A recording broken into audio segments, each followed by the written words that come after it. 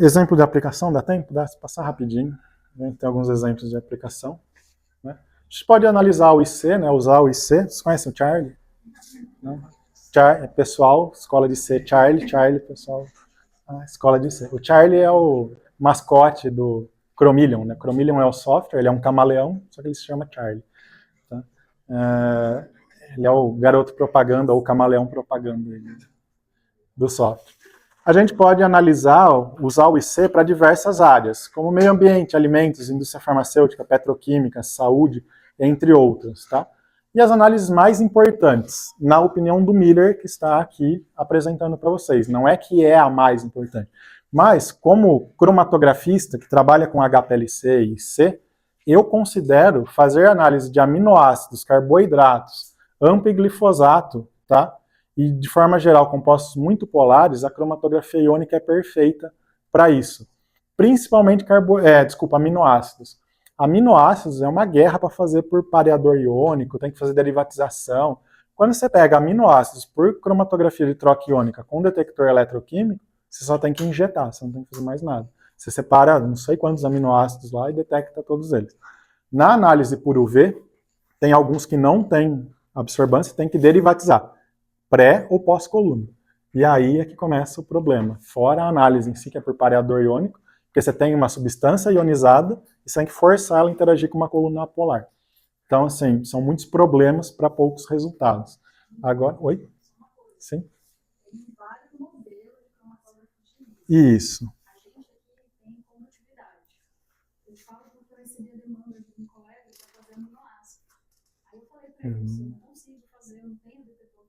Não tem nenhum modelo preciso. Ele ficou bravo comigo, porque a gente tem cromatografia de uso, cromatografia certa por aminoácidos, e eu não quis fazer análise. Como você não faz análise? Né? Eu acho, eu também.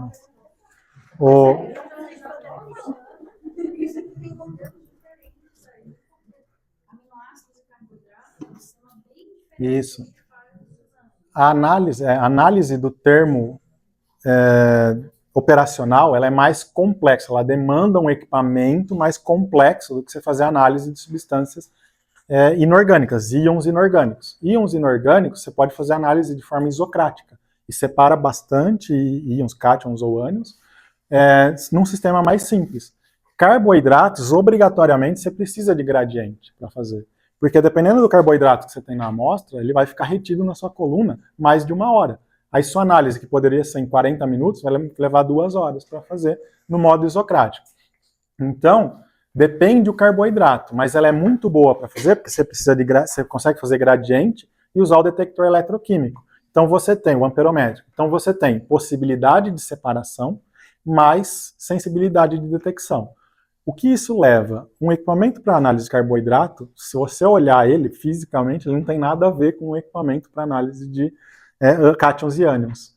Então você não consegue fazer um equipamento que está configurado para cátions e ânions aplicar análise de carboidratos. Dependendo do equipamento, você até dá para fazer um upgrade. Dependendo do equipamento, não faz. Então fisicamente é diferente. Usar o detector também é uma outra vantagem, porque diferente do de condutividade, ele é um detector seletivo. Isso. Vai definir o potencial de trabalho. Então, por mais que você tenha uma categoria de carboidratos que não te interessa, ele pode ser que ele não sofra uma alta redução naquele potencial e você não mede ele e não te atrapalha a análise.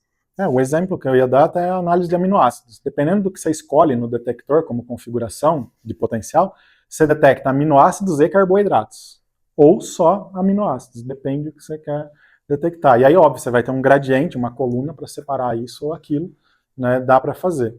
Então, eu acabo considerando como uma análise muito essencial trabalhar por cromatografia de troca iônica, porque por fase reversa ou com pareador iônico, exige muitos desafios. Você não consegue ter um método para analisar todos os aminoácidos. Em ser um método só, dependendo da coluna, você analisa vários aminoácidos de uma única vez.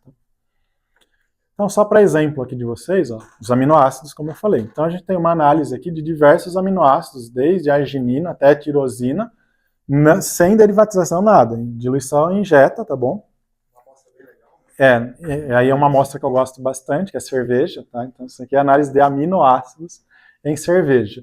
E aqui essa análise ela é composta, como eu comentei com vocês, com carboidratos. Então a gente tem aqui a glicose como pico 6, tem mais um aqui, a galactosamina, né? Tá dentro da coisa, dá para analisar a frutose, glicose, sacarose aqui no meio. Elas separam junto. Então a glicose está saindo aqui, ó, no meio dos aminoácidos, né? Isso aqui é um padrão. E aí, dependendo do aminoácido, isso daqui faz análise com gradiente de acetato. Então, vocês estão vendo que vem aqui uma dada separação, aí depois tem uma perturbação de linha de base e começa outros picos aqui. Então aqui a gente entra com acetato para eluir substâncias que ficam muito mais retidas, tá? Então análise de carboidratos aqui em cerveja, desculpa, aminoácidos e carboidratos em cerveja. Aqui análise de carboidratos, tá bom? De uma forma mais simplificada. Então aqui sai glicerol junto, mas xilitol, sorbitol, glicose, frutose, sacarose, lactose. Inclusive alimentos, né, zero lactose, a cromatografia iônica com detector amperométrico, ela é muito usada por conta dessa sensibilidade. Então, produto zero lactose, ele não é 0,00, é 0,0 alguma coisa. Então, tem um pouquinho de lactose, e aí usa-se a troca iônica para detecção. Nesse caso aqui, o método é isocrático, 150 milimolar de hidróxido de sódio, tá bom? E aí a gente tem o cromatograma em 10 minutos, você consegue analisar aqui 8 substâncias. Esse aqui é bem simples de fazer, esse método já é um pouco mais complexo, tá bom? Que nem, ó, esse método aqui, ou você faz por gerador dual, então tem que ter o de hidróxido e o de ácido, ou você faz por preparação manual com uma bomba quaternária, ou binária no caso, quaternária aqui, tá? Esse aqui já dá para fazer com uma bomba isocrática, você pode fazer a preparação manual ou pode usar o gerador diluente, mas aí vai estender um pouco, porque ele só chega até 100 milimolar, mas dá para fazer, que é o que vai fazer aqui, a gente vai fazer com gerador a 100 milimolar, a análise é um pouquinho maior do que isso aqui. Aqui tem uma análise de carboidratos da vida real, tá bom, para vocês. Isso aqui foi uma aplicação que eu fiz, tá? É em cerveja também. Isso aqui é um cromatograma de uma cerveja aqui do Brasil, não é nota de aplicação da Thermo. Aí aqui basicamente a gente tem análise de 4, 5 compostos, que era de interesse. Glicose, frutose, maltose, maltotriose, e tem sacarose que não estava nessa amostra, mas tem sacarose. Sacarose saía por aqui, tá? A gente tem sacarose, então em 45 minutos. Aí aqui a gente tem alguns outros oligosacarídeos da cerveja e deve ter alguns aminoácidos aí no meio, mas não era o foco da análise, tá? Aqui são metais de transição, então a gente consegue determinar, por exemplo, ferro, cobre, níquel, zinco, só que tem que fazer uma derivatização pós-coluna, então tem que fazer uma reação, e a gente detecta com detector UV. Então a cromatografia iônica separa os metais de transição, faz uma reação, e aí detecta por detector UV. Dá para fazer nitrito e nitrato sem, como é que fala, derivatização. Aqui, uma análise com gradiente, usando o gerador de KOH numa coluna S11HC. Tá? Foi uma aplicação de um cliente da Nova Analytics, onde tem fluoreto, lactato, acetato, propionato, formiato, butirato, cloreto, nitrito, tá? Brometo, nitrato, saiu carbonato aqui, não era o interesse. Sulfato e fosfato. Então, essa daqui é uma aplicação, né, de um cliente ali específico. Ele tinha necessidade de quantificação de sulfato, e aí o método foi desenvolvido para tirar o sulfato de perto do carbonato de perto do sulfato. Porque dependendo da amostra do cliente, vinha com muito carbonato, aí ele interferia na quantificação do sulfato. Então esse aqui também é um método real, tá? Vários íons inorgânicos e orgânicos, com aquela coluna que eu mostrei a partícula para vocês de alta capacidade lá, S11HC, de alta porosidade.